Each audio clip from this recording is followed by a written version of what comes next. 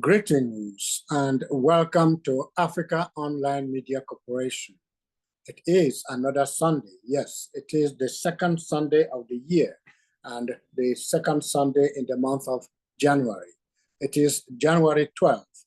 January 12th, that is 12 days counting into the new year. That said, January 12, 2025 is the 12th day of the year. Yes, we already mentioned that.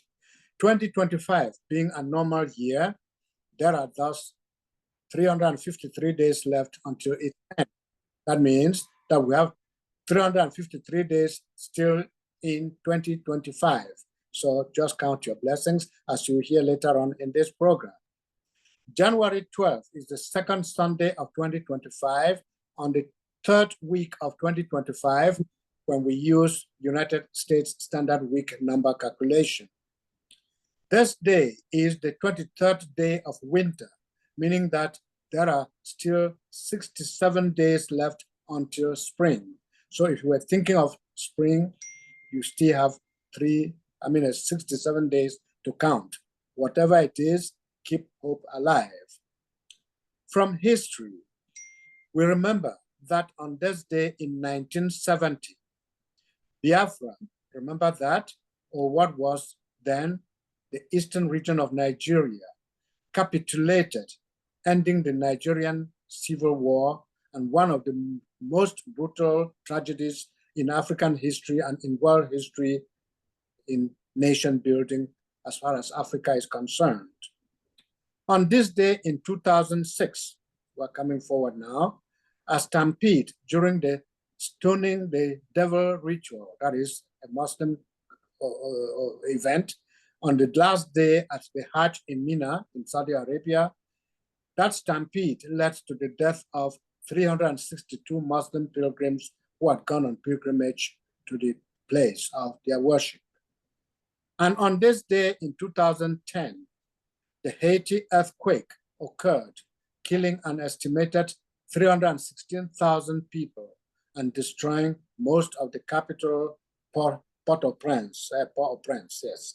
Pronounce it in French, Port-au-Prince, in English, Port-au-Prince. Well, it's not, it doesn't sound good, so Port-au-Prince. These happenings define different periods in human history, periods in both human history and generational growth. The generations have never shied away from the definition or identification attributed to them. Each generation has courageously succeeded and survived to tell its story. But what are these generations and how did these generational periods come about? What have the intergenerational relationships been like ever since they became distinguishable? Just a step back. The adjective intergenerational comes through as, quote, relating to, involving, or affecting several generations, end of quote. And the concept of generations speaks to the differences between age groups, that is, between one generation and another.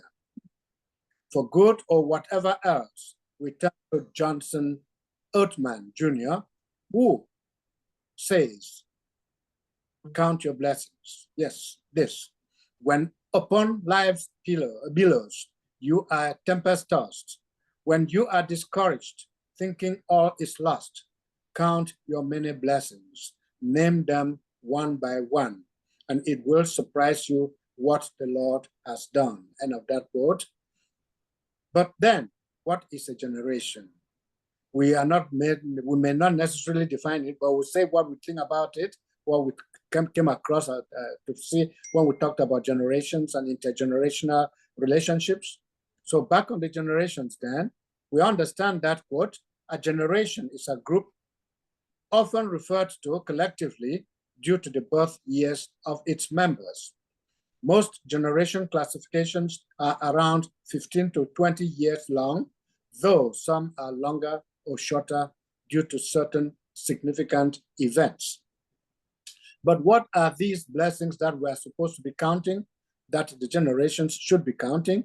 Well, of course, the generations have to count because they succeed in doing one thing or doing another and receiving criticism here and there, but then life must go on. In a September 25, 2024 article, Carrie Wiseman says, quote, people born around the same time in history are bound to have a few things in common, like their relationship with technology, their relationships with politics, their relationships with parenting styles, their major news events, their relationships with the news events of their time, and of course, the economics prevailing at the time of their existence. For better understanding, the various groups have been categorized into such generations as Generation X or Generation Z, whatever you have. But the question comes to mind, what are intergenerational relationships all about?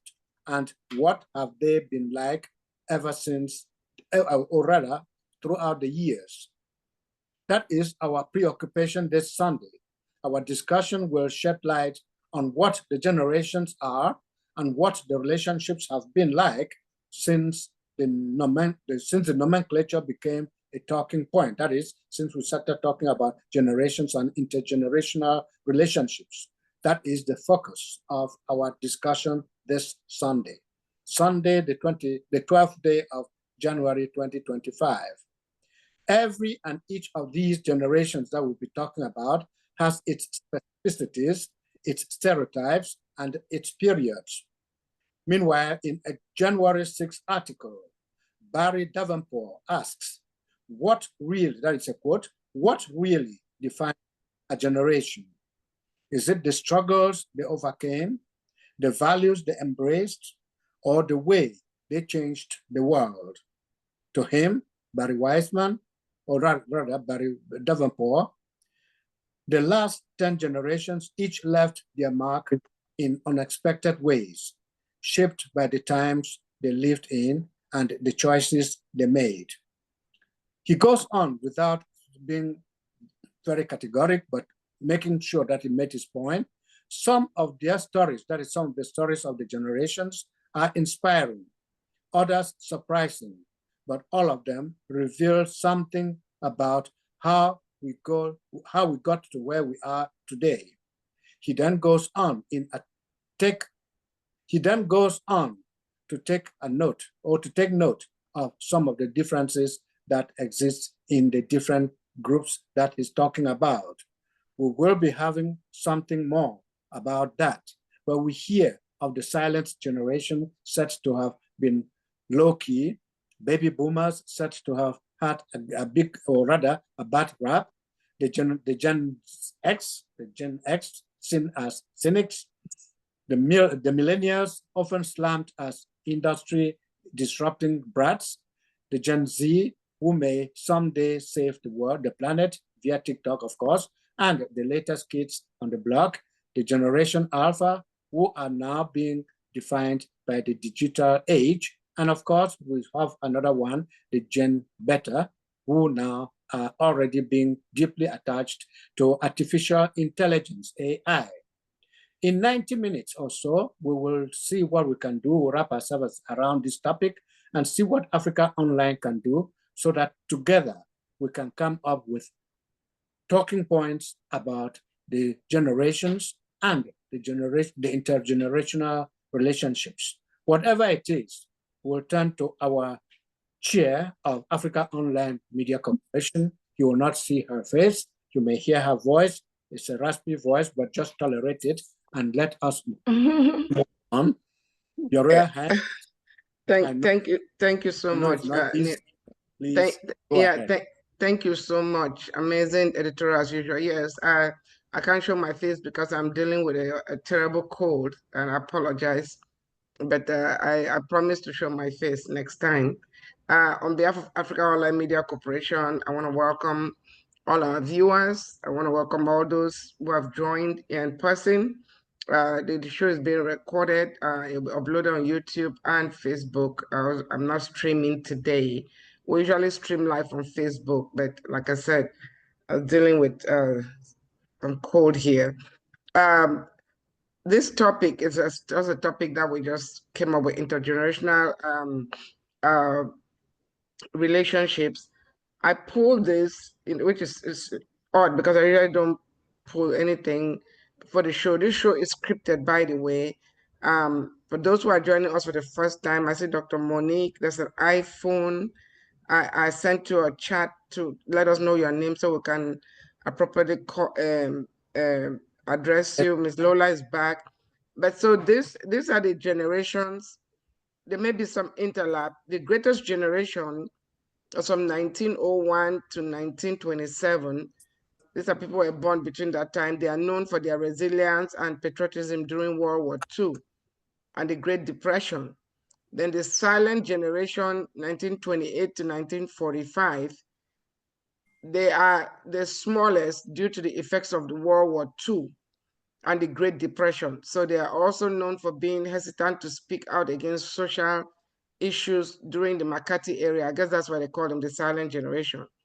Then there were the baby boomers from 1946 to 1964. You know, this generation is named for the largest increase in births after World War II. The US Census Bureau is the only official government body to define this generation. Then there's the Generation X from 1965 to 1980.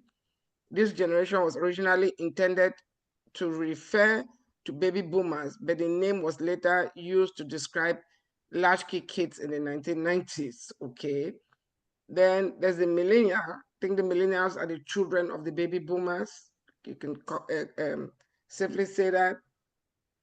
The millennial generations, 1981 to 1996, they're also known as Generation Y. Their values, behaviors, and lifestyle choices were influenced by technological advancements, economic oh God, I can't even speak. Volatility, and global connectivity. Yes. And then there's the generation, the Gen Z, 1997 to 2012.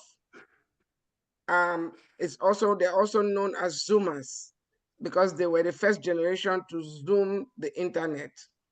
Then there's the generation Alpha, born between 2010 and 2024, even though there's another discrepancy here, say born between 2003 and 2024.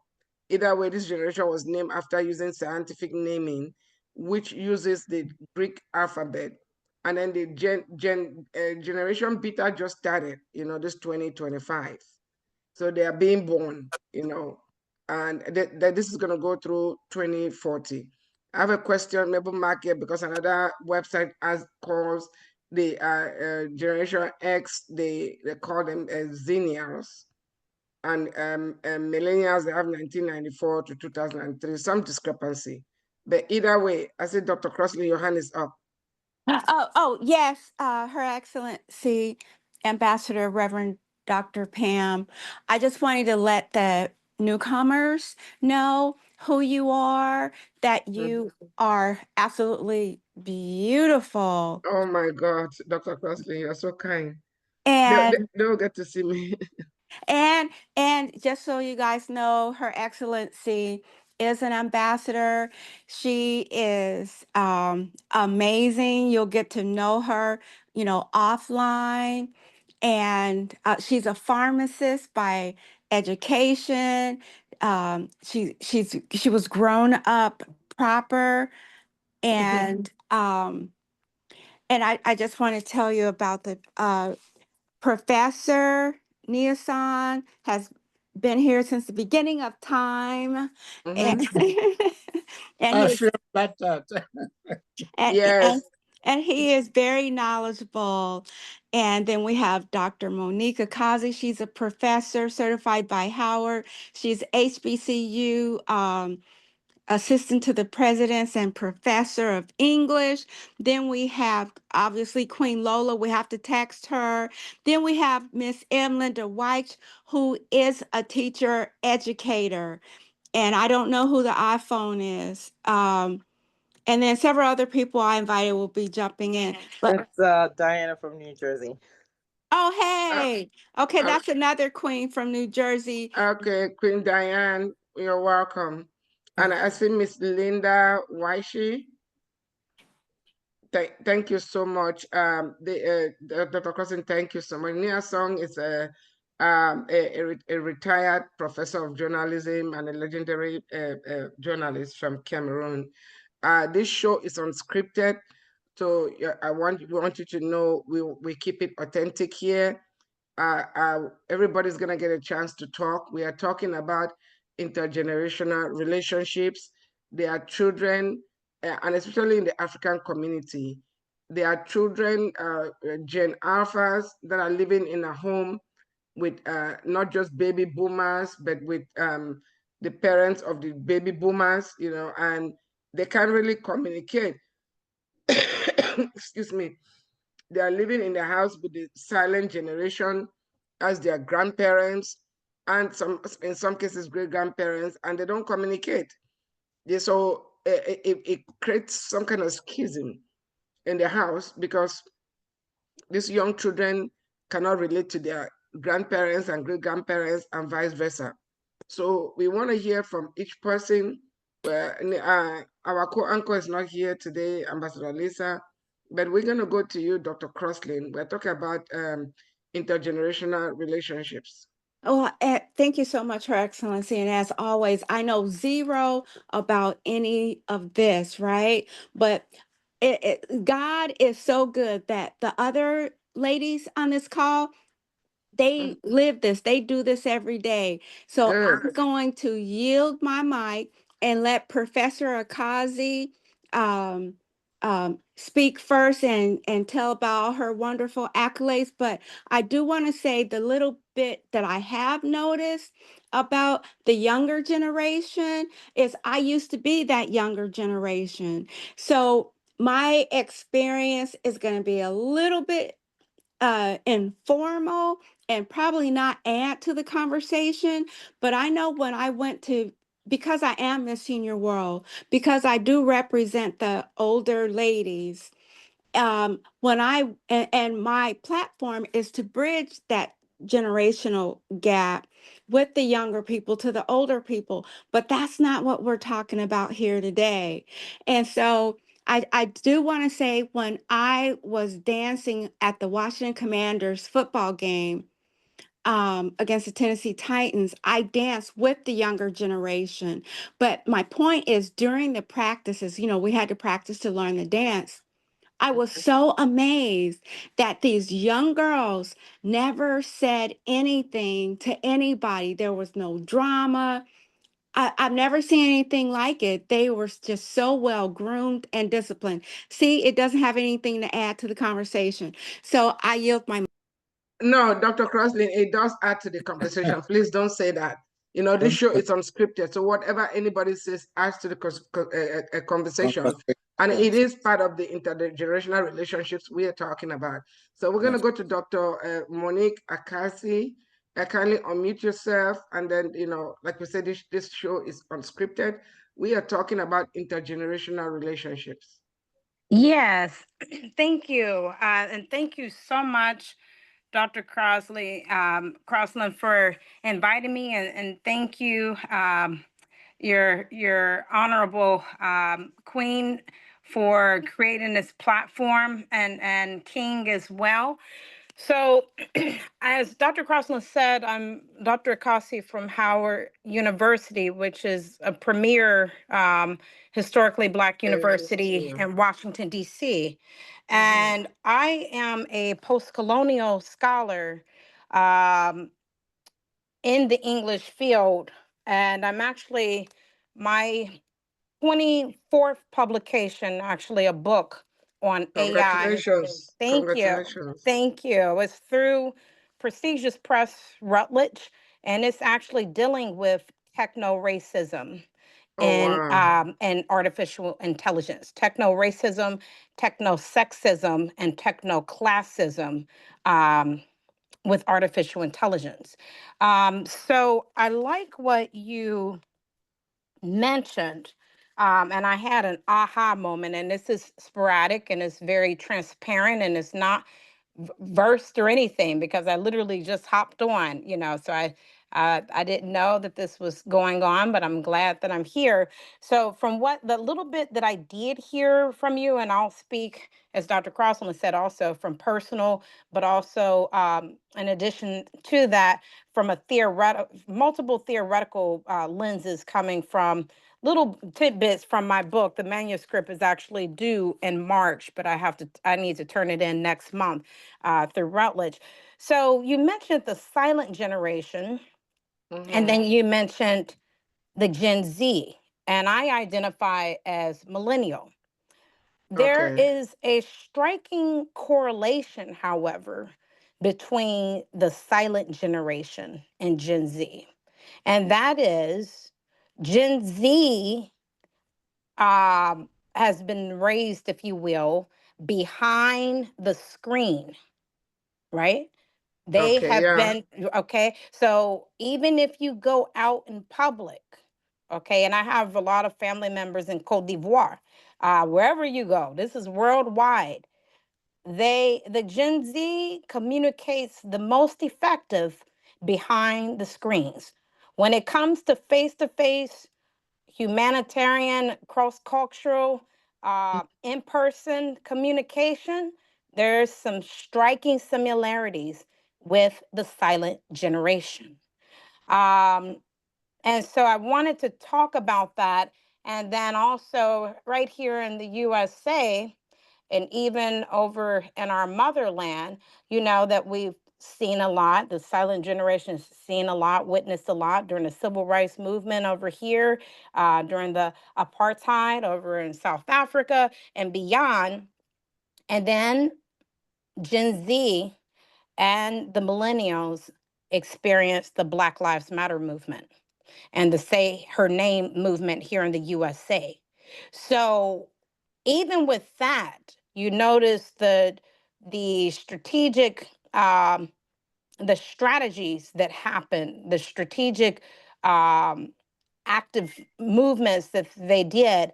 A lot of it was socially through the screen, through the worldwide internet, right? So even the rhetorical strategies were totally different.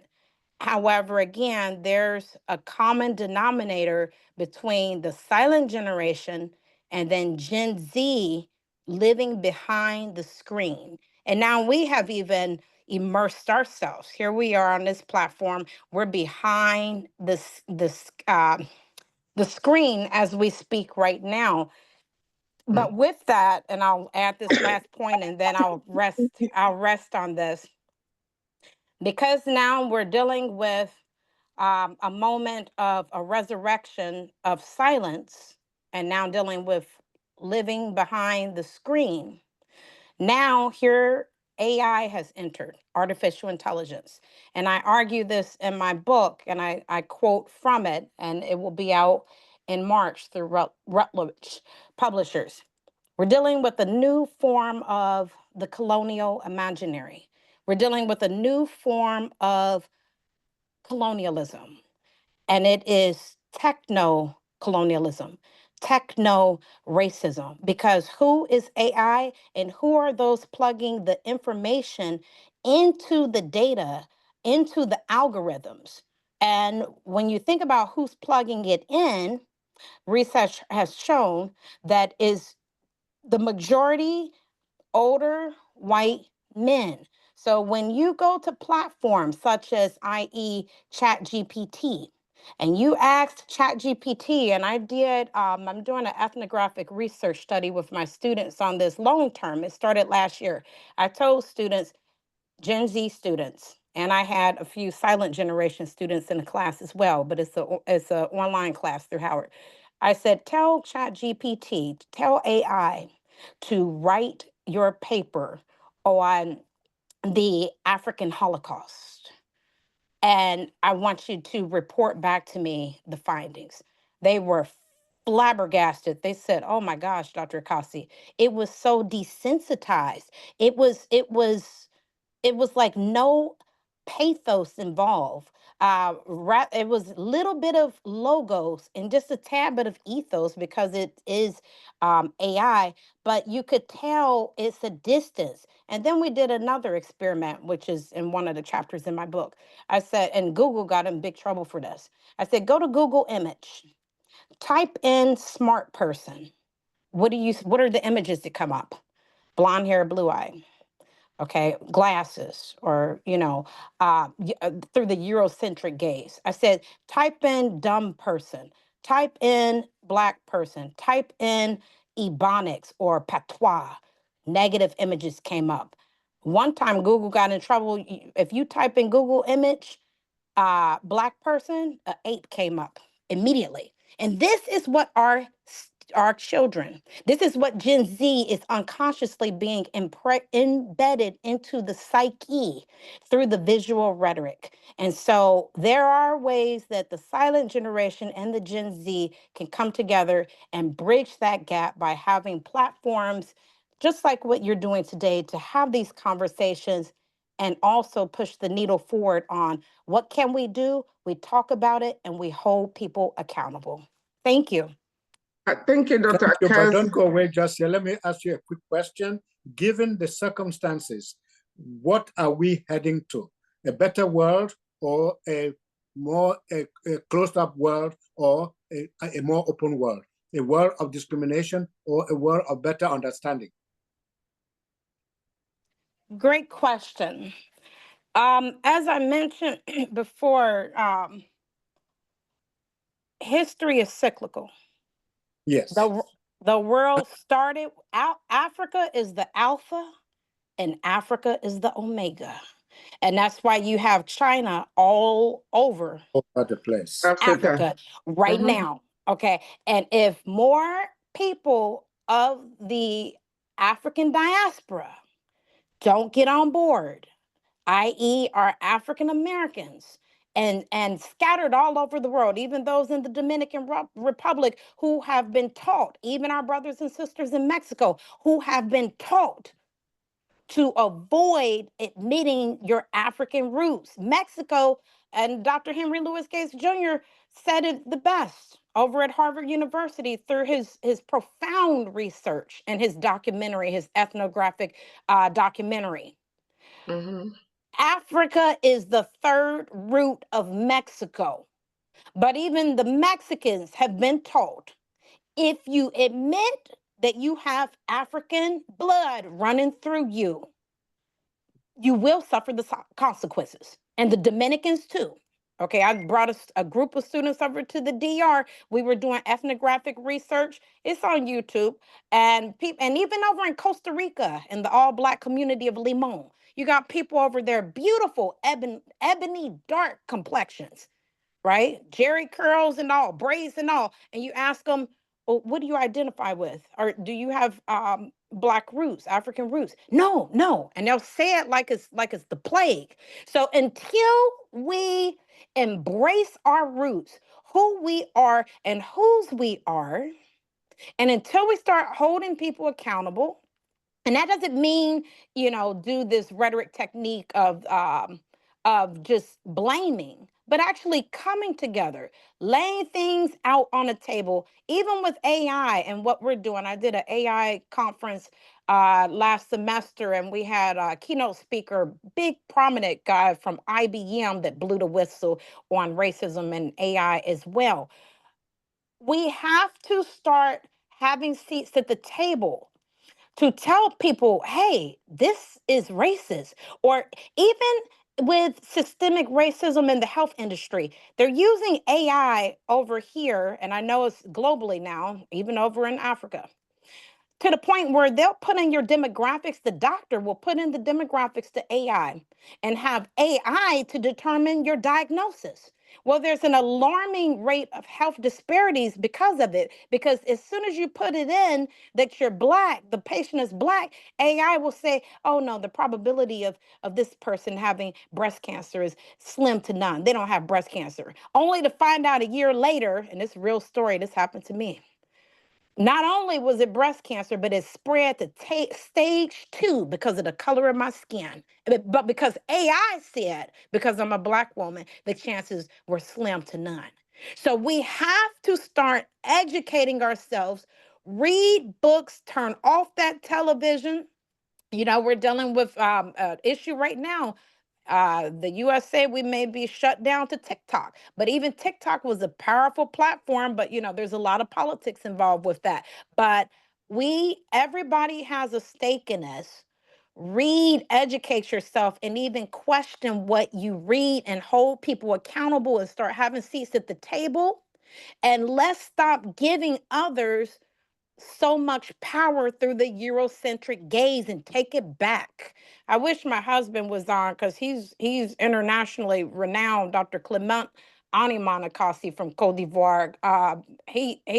He'll dive very deeply into it. But that's maybe next time he'll come on. But that's where we have to start, my big brother. We have to start with accountability, educating ourselves, identifying ourselves. We can't even assimilate, as Dr. Malefia Santi over at Temple University said, the father of Afrocentricity over here at the USA. You can't even assimilate yourself until you know who you are. Until you know who you are, then and only then can you go and start having these conversations and assimilating yourself in and out of these circles, while making sure that you don't lose yourself and suffer from neo-colonialism in the process.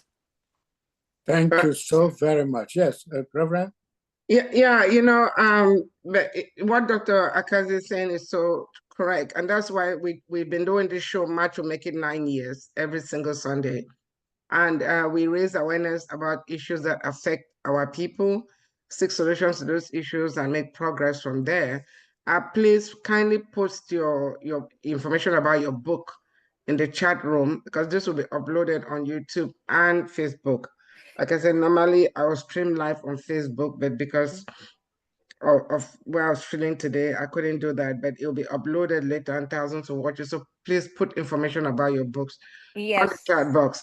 So Yes, ma'am. I will post that. And then there's one that's already out. It's been out for 4 years, but it's another eye opener. It was published through Cambridge Press, and that's W.E.B. Du Bois and Africana Rhetoric of Dealienation.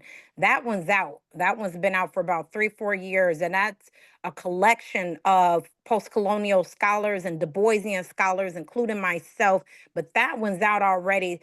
I'll post that in the chat, and then the one on techno racism and AI, I will post that in the chat. That one's the AI one's forthcoming through Rutledge, but the Cambridge one on W.E.B. Du Bois and Africana Rhetoric of Dealienation, that speaks to what we're talking about as well, and solutions.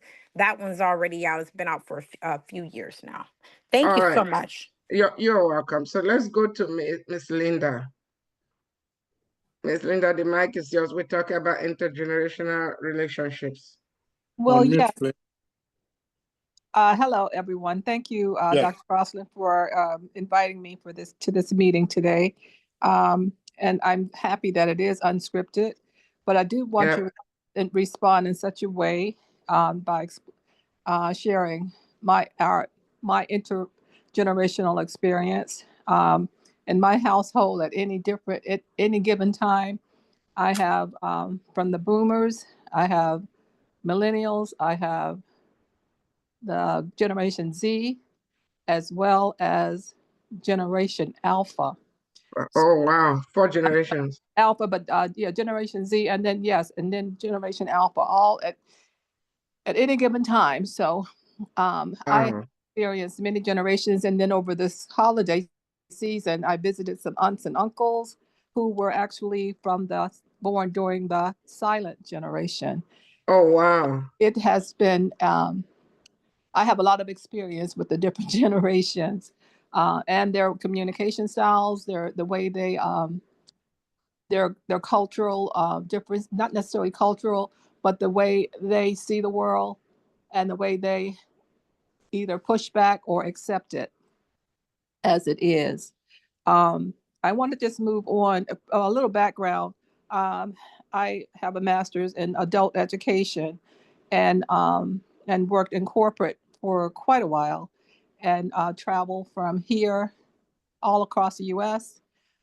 To India. And while in India, I saw people who looked like they could be my first cousins, but they Yeah. did. I mean, they were some darker than I am, some lighter than I am, some, but they look like my family. Yep. However, they don't identify that way.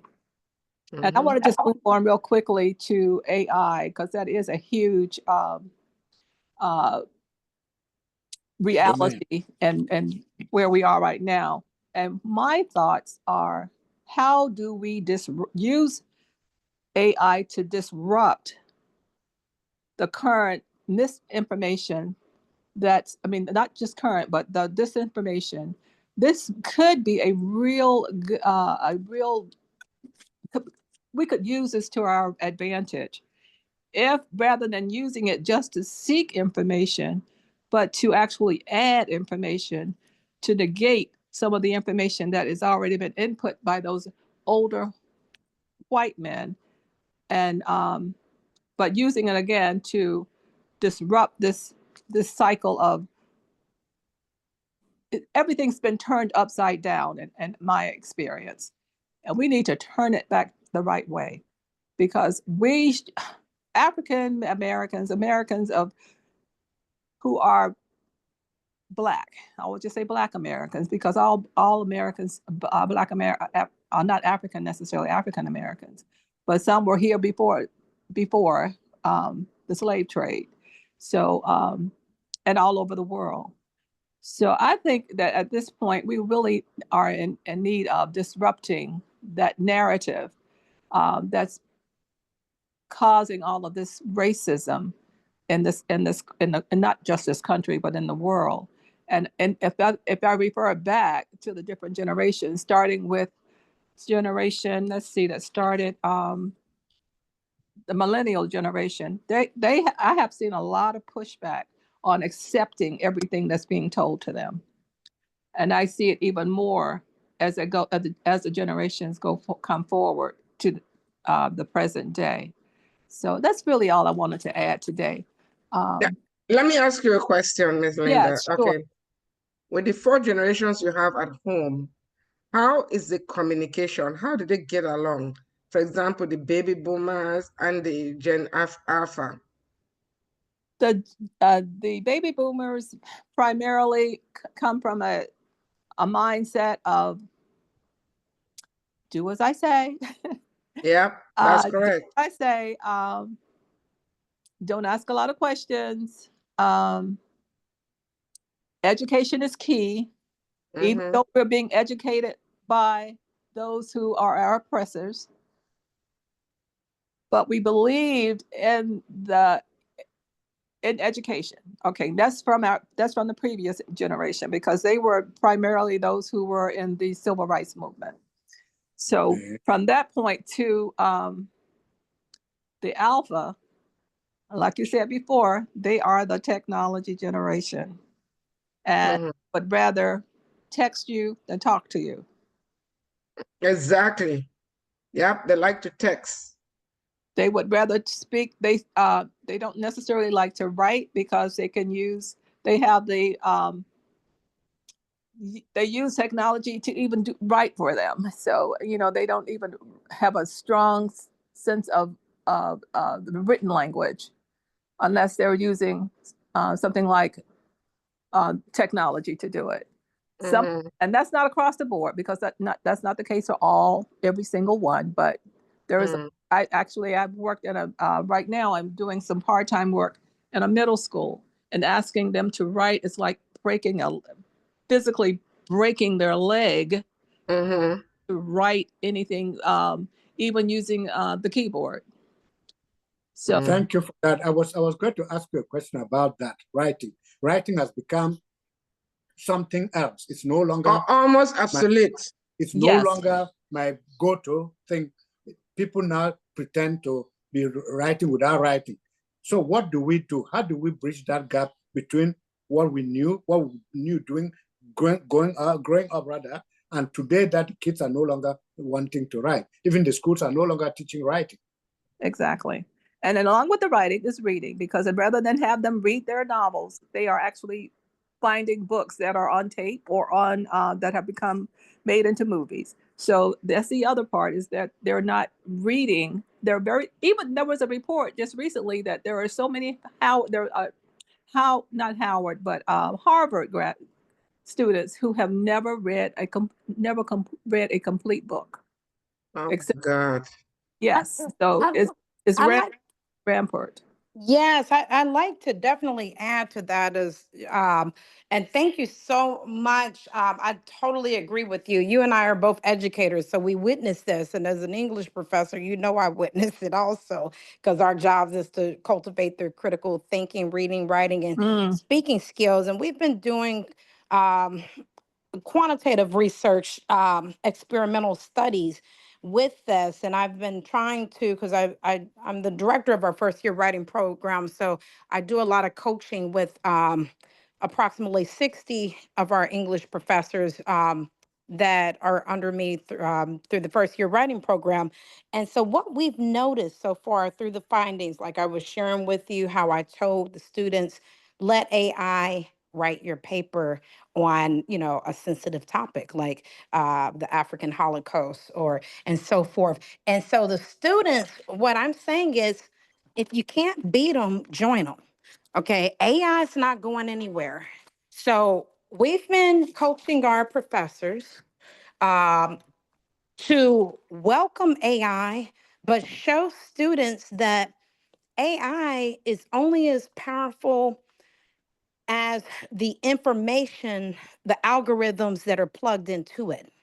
So we have to get on board and not just allow people with Eurocentric views to plug in the data. Exactly. Otherwise, it's going to get skewed. So we have to have a seat at the table to plug in the data too. But the students realize, because you know how how the generation, some of them, it's like you tell them something, they do the opposite. So sometimes welcome it. Let them see for themselves. They were like, oh my gosh, this is so, it's not in depth. It doesn't have any soul, no feelings. It's just like an outline. And we said, bingo, use AI as an outline to help generate ideas. It's like a skeleton. Now you have to add the meat to it, students.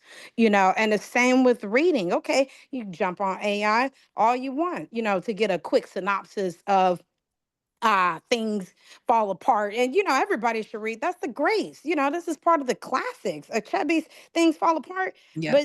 But again, oh no, I'm gonna go to AI and get a synopsis of it. So it's like, but then when you share with them, you're getting that, but you're getting it through a skewed gaze.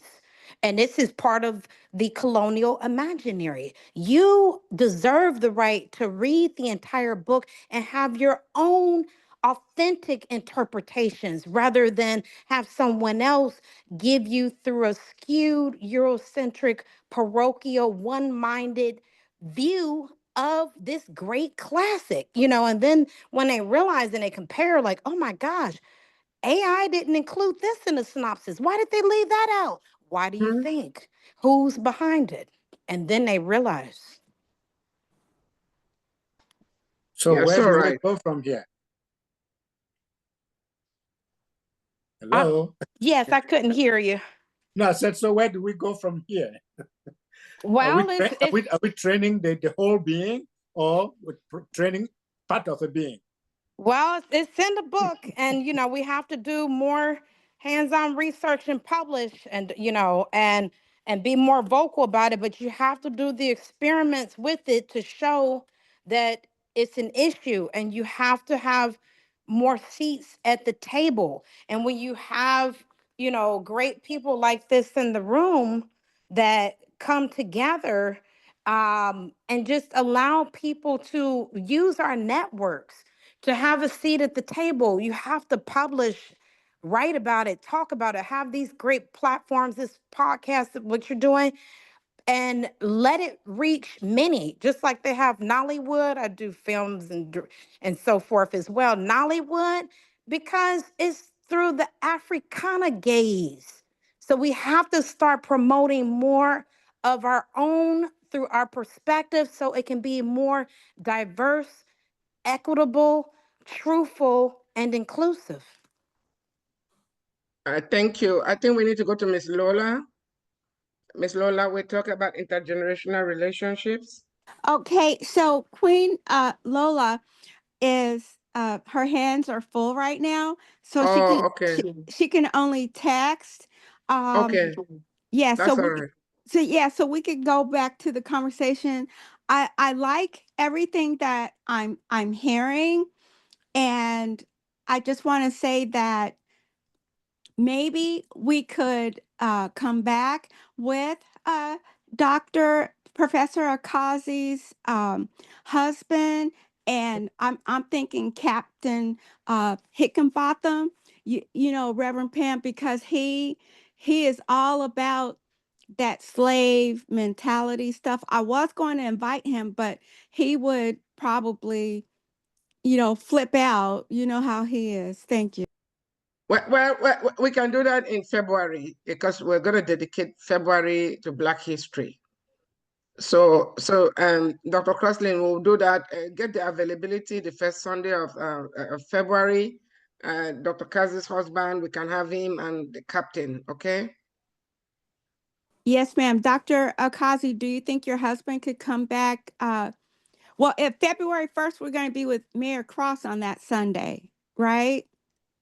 Okay, just give us a date in February, not the last Sunday, but February we're dedicated to Black History. So yes. Okay. Okay, All right. thank you. So I don't know if the first iPhone was Miss Diane. Did I get the name right, Miss Diane? Queen Diane, can you kindly unmute yourself? Diana. Okay, I'm sorry, Queen Diana. Kindly weigh in on the intergenerational relationships. Well, coincidentally, I am about to release a book called Empowered for Impact: The Legacy of Women of Achievers. It tells the story of what women, the likes of Malala Yousaf, Serena Williams, Oprah Winfrey are doing right now. So you know, in their different communities to help women, and it goes back into history of what you know women has done in the past, like hundreds of years ago, and now connecting stories of real women that I know personally who are doing different things in their community. Some of them it could be stories of you know they had a grief in the family, and that you know empowered them to take a turn to do something different. Some it could be you know some of them they were molested at some point in their life, and that they use their struggles and pain to create change for the future. So using real life stories of women to impact the next generation of the girl child without excluding the boy child.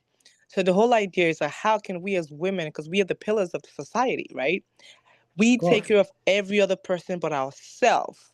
That's right. We need to learn self-love and care because we need to take care of ourselves so we can live longer for those that matter to us the most, right? So how can we spread love, compassion within ourselves right now, our generation, and the girl child today? Because we need every single one of those girl childs to learn from this generation so that they can impact their friends, their families, in their churches, in their schools. Spread that love, spread the compassion. It doesn't matter if it's one person at a time that you're touching, spread it out there without excluding the boy child, because a lot of men these days, I would say over 50% of them lack respect. They don't respect each other. They don't respect their peers, be it male or female. They don't respect their mothers, especially those who are products of single motherhood, right? So how can we put all those values into the girl child without excluding the boy child so that way it's all, you know, they're all included. So 10, 20 years down the line, we can see the impact in the next generation. If love, compassion is spread right now, the future will be a better place for the next couple of generations to live in. So that's what my book is about, and that's how I can weigh in to it Let right me now. ask you a question. Let me ask you a question. Now, Yes. what is your education in? You're a doctor, aren't you? No, I'm not. I'm actually an engineer. Oh, okay. So you're the engineer. Yes. Oh, okay, okay. But your title, what's your queen title? Mrs. New Jersey. Okay, so New Jersey. Okay, because I know everyone. She came all the way from New Jersey to attend the Mr. DC competition and the race relations panel discussion that was held at the Martin Luther King Library Auditorium. Were you able to meet Dr. Akazi, Yeah, Queen? yes, I did. We spoke. Oh Oh, yes, okay. we're in contact. We exchange information, and we will definitely be in contact. Yes. Yes. Awesome. Now, So, so Queen this is for Diane, all of us. Yes. yeah, real quick, Yes. put your book information on the chat box so that when we upload this on YouTube and Facebook, Okay. the people that are gonna watch the show would have access to it, please. All right. Okay, that's fine. Yeah, And this is something for all of us. We lost somebody who was from the great generation last 2 weeks ago. He was buried yesterday. President Jimmy Carter. Jimmy Carter. Yeah. What lessons can the present generations learn from someone like that? The former president Jimmy Carter, the late president Jimmy Carter. He died last week and was buried yesterday or 2 days ago. He was of the great generation, the greatest generation, born 1924. So what can we learn from his life and way of living? My husband just pulled up, so I'm gonna have him chime in to answer as well. He should, well, actually, yes, he just pulled up, so I'll have him answer as well, if that's okay. Of course. Yes, but someone else can go first because he's getting out the car now. Okay, Oh. let me say something negative. Okay. So President Jimmy Carter was white, and we had not had a black president, and we didn't think we were going to ever have a black president. If we did, we thought it would be in Mars somewhere, but it actually happened. So when he died, the world that I live in on Facebook, because we all live in different worlds on Facebook.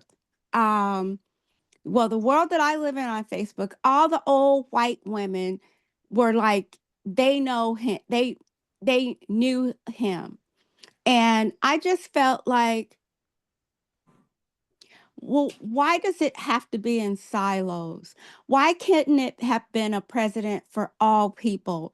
And that's why President Obama did win the election, because he was supposedly for all people. And white people were saying, okay, let's give it a try, I guess. So I really don't know. But I could just tell you from a distance, that's what I observed, that the presidency was just for the white people. And now to me, it seems like that's what they tried to make it all about, like with Trump. So um, I, as a baby boomer, I really don't know what that president did for anybody. And when I talk to my white friends, they tell me that oh, he was a good president, but they can't tell me anything he did either. I yield my mic. Yeah, Dr. Crofton, before you stop talking, let me ask you this. There is also this issue of the last elections. I know we don't do politics on this forum, but then will you say that President Carter was a white person? What happened last year or last November? Are we saying that women don't have a place in this country to be president? Wow. I often thought about that. Oh my gosh. Because really, the election was between a woman and a man, and they chose the man instead of the woman. it pains me. Yeah, that's right. Yeah, I just the thought of it does not make me feel warm and fuzzy all over.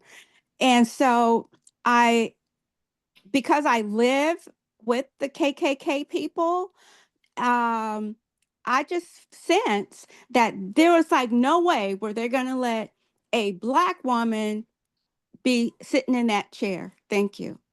Could there have been a victory for the woman if it was a woman, a white woman? They're not going to let no woman lead them, because they believe in some sort of Christianity where, it's supposed to be a man. Thank you. Well, that's not what I Christianity wonder if Christianity says that. I don't think No, Christianity that's favors their that. form of Christianity. That's not what Then it's not Christ. Christianity, because even Right. if Christ was It's not. Okay, supposedly come white, on, you guys. he I'm did I'm not say being that serious. favor I'm this being tribe or serious. that. Everything we say about Africa, we all agree on. So Yes. when I tell you guys that these people still believe in slave stuff, I'm not making this up. I couldn't believe it myself. When you see them still driving them old pickup trucks with rifles hanging off of them, you'll understand. These people are not playing. They are still got this hate mentality. I yield my mic. All right. So, Dr. Kazi, we're coming to the top of the hour. Let us know if your husband can chime in before at the top of the hour, we're going to play our anthem. Is he available to chime in on that question? Or, okay, there was another person with iPhone, but I think we lost them. Yeah, that's right. Okay. So, is he ready now?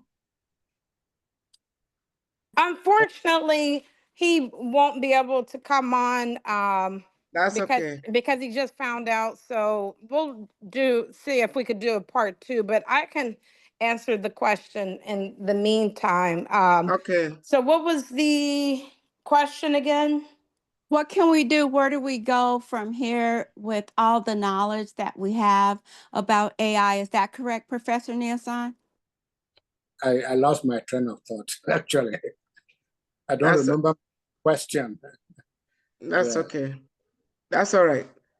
Okay, so we're talking about intergenerational relationships. Again, we have people that don't communicate, or they want to communicate through text. There are children that are in the house, children of baby boomers. Their parents are upstairs or downstairs, and they call and they won't pick up, but they send text messages. They can't even talk to each other. A lot of them don't even sit down and eat dinner together. Communications is just by text messages, and now we don't know what the Gen Beta are going to be doing, so we just have to keep going with the flow. But it's important for the older generation to keep up with the younger generation, because they say Muhammad won't go to the mountain should come to Muhammad.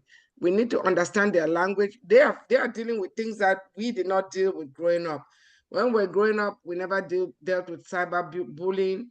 We never dealt with all this AI issue. You see somebody takes your voice and they sound like you when it was not you.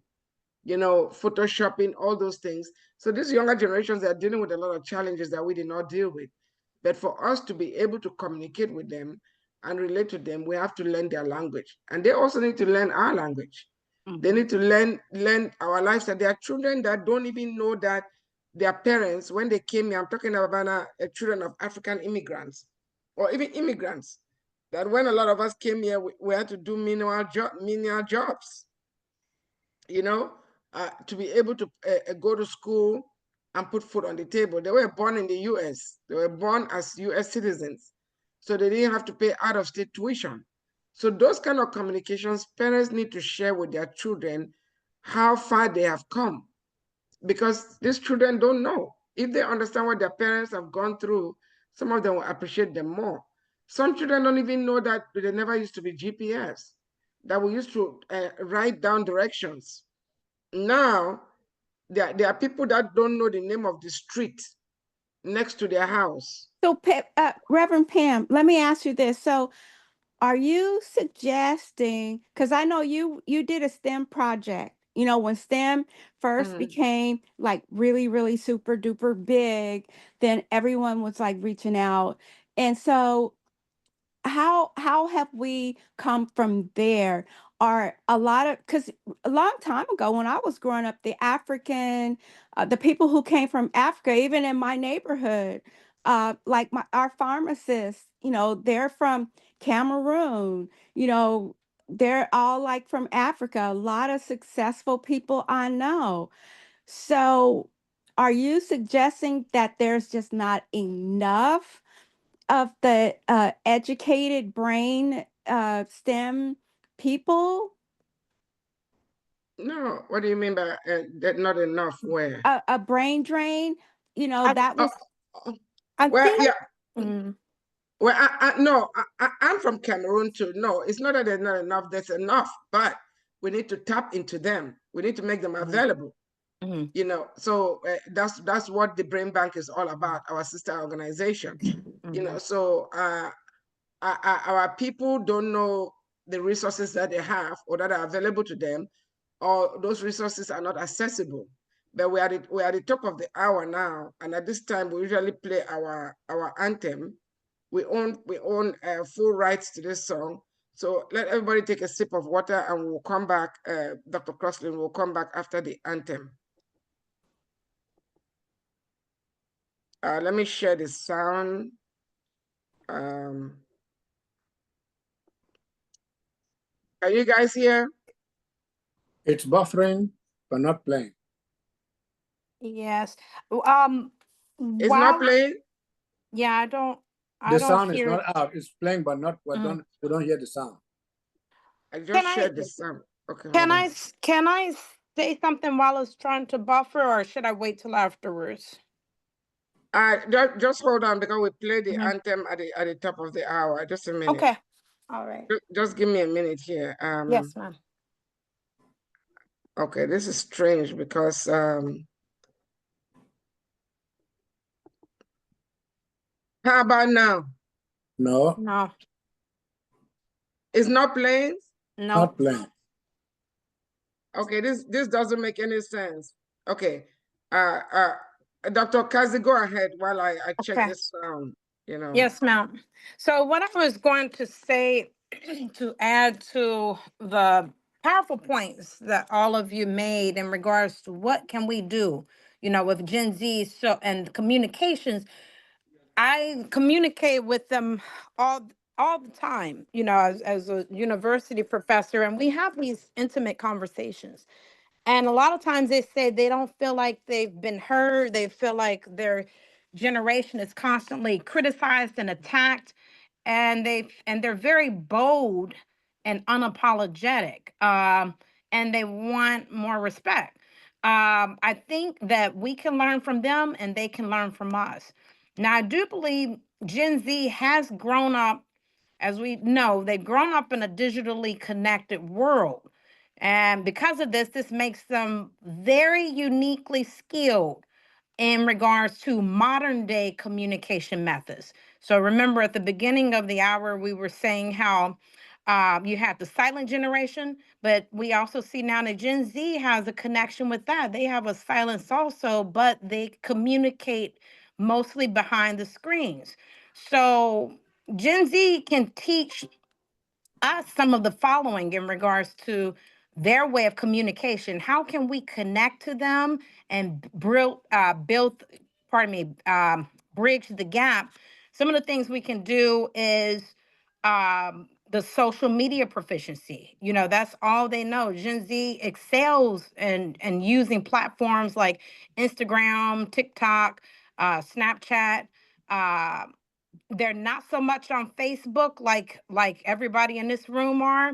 And they actually, a lot of them don't get on it, but they can teach us how we can start using more of these tools effectively to stay connected, and to spread real life news. That's how, even with the Black Lives Matter movement, they use their smartphones to surveil and show the injustice of what's still happening here in the USA. And then it hit globally. Then you had different countries in Africa, our brothers and sisters, that were using their smartphones and showing the injustice that was going on. Even here, we listen to a lot of the African stations through YouTube. It's because this is part of the Gen Z. They're showing us, even this platform, this podcast, the power of telling our own story, as the African proverb says. If the lion doesn't tell a story, the hunter will. So Gen Z has I like that. shared with us about that as well. Okay. Yes, Let me. but what Yeah. has So hold happened? on. Yeah. Oh, So okay, hold go on. ahead. Go ahead. Let Let's see if they can tell. Okay, Can they're you hear explained me? now. Please take a sip of water and we'll come back. Oh no. Africans, Africans for Africa. Africans, Africans for Africa. Africans, Africans for Africa. Africans, Africans for Africa. Africans, Africans for Africa. Africans, Africans for Africa. Africans have many bright ideas. If only you let us share. If you really want to know my history, please come, sit down, listen to my story. God gave us a wisdom. He guides our footsteps, makes us shine and transform. Hey, as one people, with so many cultures, yet indeed we are one. Stand up, Africans, let's save Africa. Let us all unite behind Africa Online Media Corporation. Stand up, Africans, let's save Africa. It's time to come together, promote awareness, progress, and solution. Hey. Africans, Africans for Africa. Africans, Africans for Africa. Africans, Africans for Africa. All Africans can rally for a common cause, to believe without judgment in what our brother does, to identify and resolve our challenges, to allow each other's ideas without regard to standards. As one people with so many cultures, yes indeed we are one. Stand up, Africans, for Africa. Let us solve all the problems plaguing our continent. Stand up, Africans, let's save Africa. Let us empower Africans in and out of Africa. Stand up, Africans, for Africa.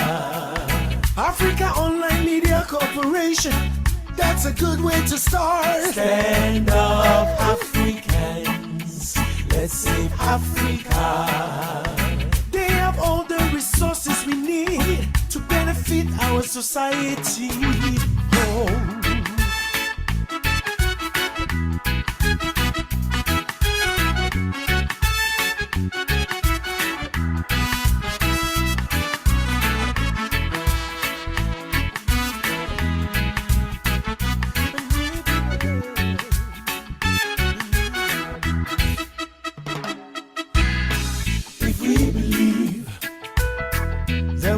Education for everyone. If we believe prosperity for Africans, if we believe medical facilitation for Africans, if we believe stand up, Africa, yes, for Africa. Africa Online Media Corporation, that's a good way to start. Stand up, Africans, let's save Africa. Africa is the cradle of civilization, the motherland. Stand up, Africans, for Africa. We were enslaved not because we were weak, but because of our hospitality. Stand up, Africans, let's save Africa. Jump on the Africa Online Miracle Jet. Don't be left behind. Stand up, Africans, for Africa. Together we shall succeed. Together we will win. Stand up, Africans. Let's save Africa. writing our own story. The truth, and we shall tell it to the world. Stand up, Africans, for Africa. No more lies. Africans own Africa. No more lies. Africans own Africa. We own full rights to that song. It was written by myself, composed by one of our young men, DJ Skipper. So you listen to the lyrics of that song, they're very powerful. And next week, we're going to be talking about parenting. That's what we're going to be talking about next week. So, Nia Song, I'm going to hand over to you. No, we have Miss Denise on. So, Miss Denise, you're welcome. We are discussing, okay, Miss Lola's hand is up. Okay, Miss Lola, we're going to come to you. We are discussing intergenerational relationships. So, Miss Lola, you'll be on now. I think you're able to talk. So, Miss Denise will come to you after Miss Lola. Miss Lola, go ahead. You have the mic. Hello, greetings, everyone. Thank you for having me. So, to lighten up the mood a bit, my question to everyone is, who was the Beyonce of their generation?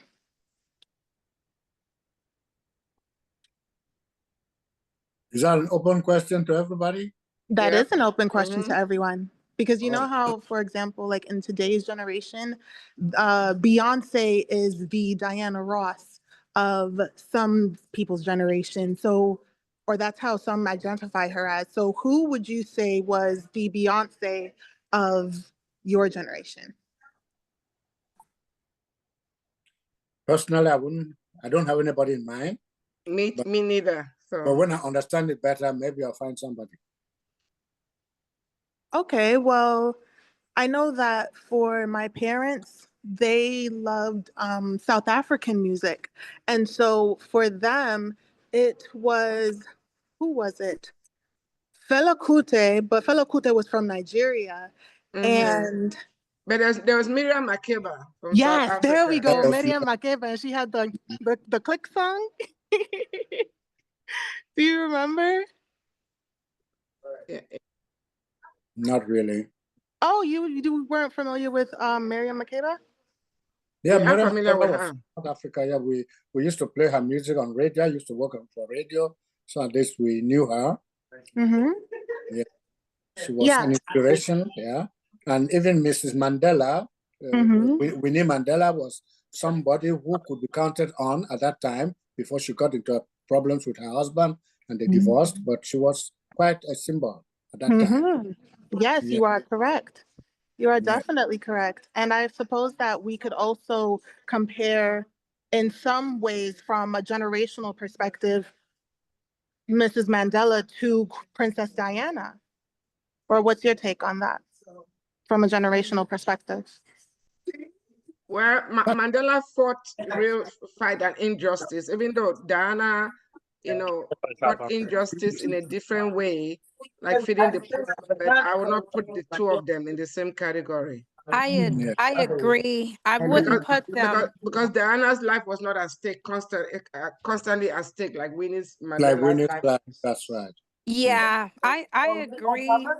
And I wanted to add, I think it's very important. That's why it's so important for us to know our Oh, that's nice. I like that.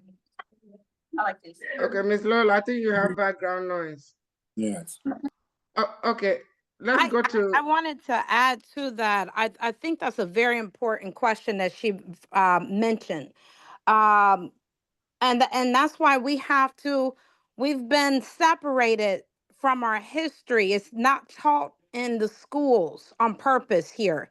James Baldwin said, "You can't teach what you don't love." We should compare. Princess Diana was nice.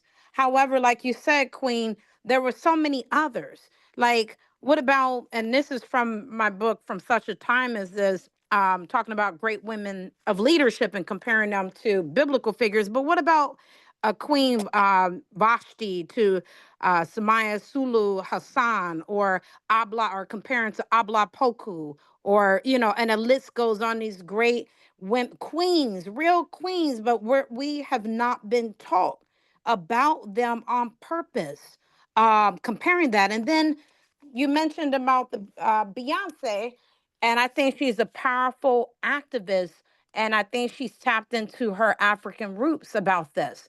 We know that a lot of great African musicians that used music as activism, as a platform to move us forward. And Beyonce has done that as well. She's recently done it by uh, reclaiming our roots and history as being the first Country music. music. So we need to start tapping into more people like that. And there's so many of her ancestors from Africa that did it. What was the one that had, I forgot his name. He had, oh my gosh, he had like a hundred wives or so. I'm using hyperbole. What's his name? I forgot his name, but he was very powerful for political and educating. But we need to do more of that. Yes. I sincerely appreciate that breakdown and explanation of yours, Dr. Akasi, because when we're talking about things from an intergenerational perspective, we also learn and understand that we aren't the only people in this world. So to be familiar with all forms and genres of people, music, demographics, it's a very thought-provoking thing. So thank you for that explanation. And I also appreciate the fact that we're familiar with people such as Toussaint Louverture and Queen Nanny of the Maroons, as well as Queen Nzinga, because those are also people that we do tend to forget and not teach this type of history to our children as well as the future generations. So thank you My so much. my pleasure, my sister. Yes, a lot of us are suffering from cultural amnesia. A lot of us are suffering from cultural amnesia. So we can't depend completely on the classroom teacher to teach the truth. We have to, what you just said, you just dropped the names of those ancestors. We have to start pouring that into our children at home as well. And Okay. to link to that, Yeah. this question has been bothering me since 5 o'clock. The question is, what happened to the kitchen table conversation, to family time? Whatever happened to those things? Technology happened to those things. Nothing You have happened. people, even when you have them sitting at the table, people are looking at their phones instead of talking to each other. That is why each family should have ruls. Yeah, we have to Dinner get time back to should be our dinner roots. time, no phones, no television. We Yep. only try to talk about the family. I Mhm. think that is what we should do. Anyway, just to tie into that, next week's topic is parenting. So please, I thought I should bring that in at this point, then we continue. Well, let's talk. Let's hear from Ms. Denise. Yes. Ms. Denise, can you unmute yourself and weigh in? We're talking about intergenerational relationships. You are muted. Queen Ms. Herfa, Denise, Queen Herfa, Then tell us Richard, about your children's relationships because they're young. I'm sorry. Yes, that's Queen Herfa. She has young children.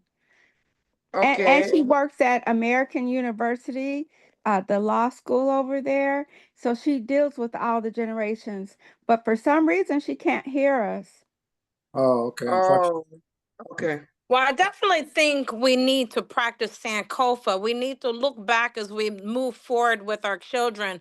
I have a 4-year-old daughter named Dream, a 6-year-old son named Justice, an 8-year-old daughter named Story, and a 21-year-old son who's in his 3rd year at Southern Methodist University.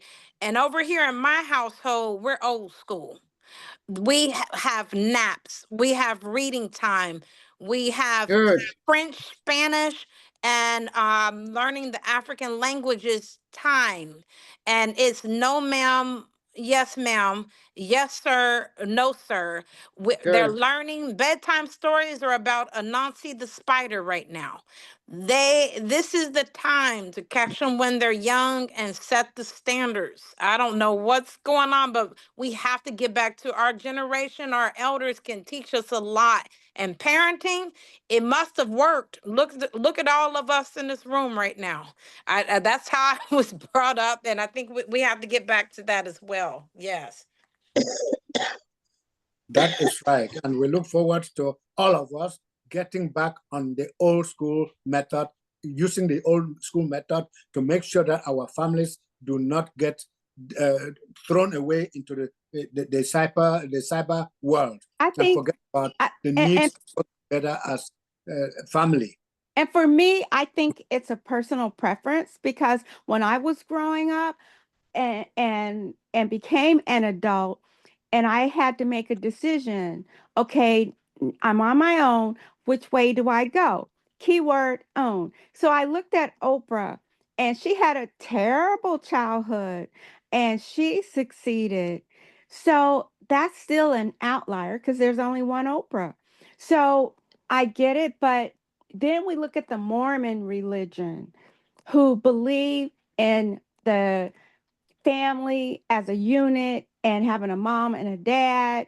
And then we compare that to a Detroit family, who the mom is working 2, 3, 4, 5, 6, 7, 8, 9, 10 jobs on her own. Thank you. Nia, I think we can do a round of the table. Round of the table. Okay. I'm going to start with Miss Lola. Did she unmute? No, she didn't unmute. So let's go to Dr. Monique, please.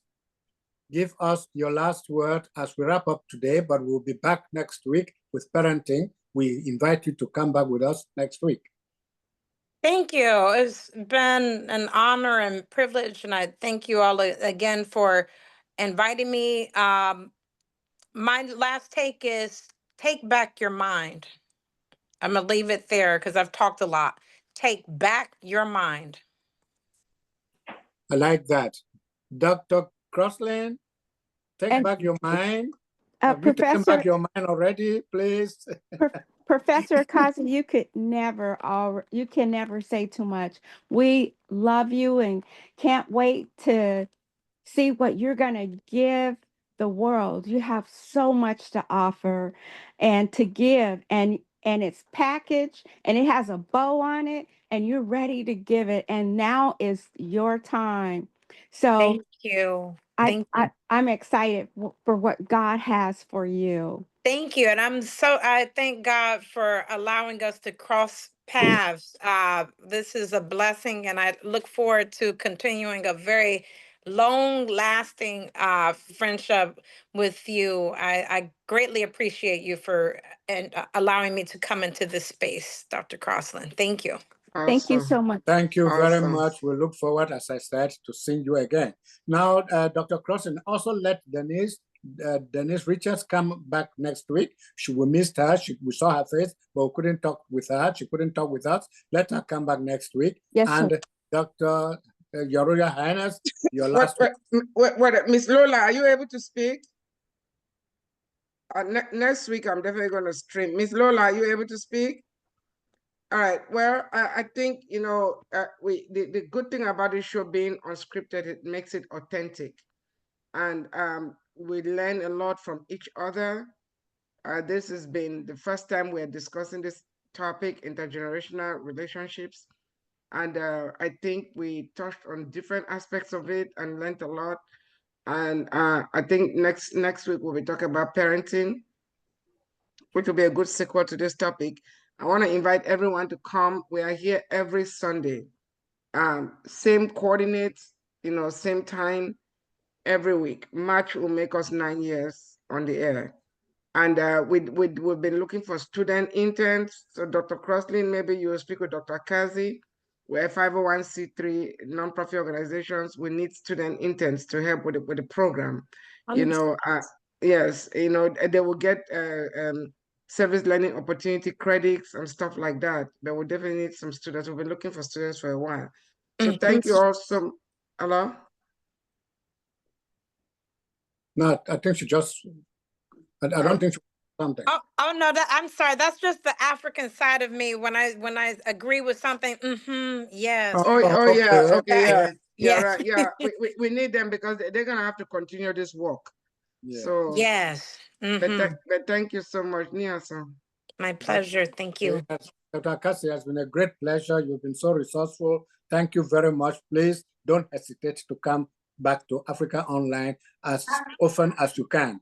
That being said, thank you. I want to. Well, Dr. Lola, I see you. You unmuted. Wanting to say something. Queen Lola, we want to Yes. hear you. Yeah, Yes, please. your last word. Program. So I would like to thank you all for having me this evening. I'm in the middle of a photo shoot right now, which is why I'm on mute. Yes. However, I would love to say that I sincerely appreciated everything that we discussed together. I loved hearing both